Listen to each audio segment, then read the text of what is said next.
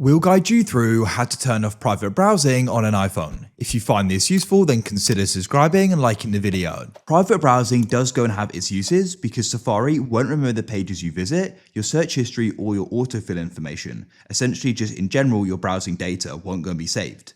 However, you may be in the position of where you want this to be saved, as it can be useful to then be able to go and access the pages you visited, your history, and other browsing data as well.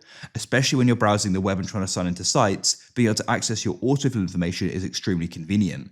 So we can guide you through how you can go and switch this off and go back to normal browsing mode. Of course, you can always come back to private browsing in the future as well. So let's go and turn this off.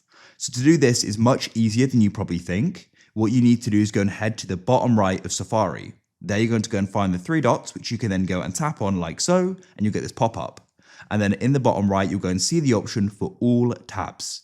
So there you want to go and tap on it like so. Now you're going to go and see the current open tabs here.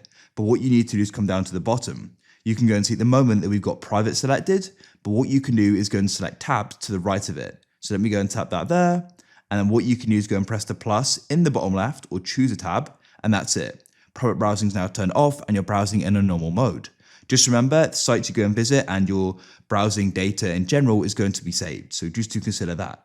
But if you found this useful and want to see more like this, then please consider subscribing and liking the video. I look forward to helping you again in the future with more useful Safari guides. There are loads more on the channel and loads more to come. So I look forward to helping you again with your next tech problem. Have a great day. Goodbye for now.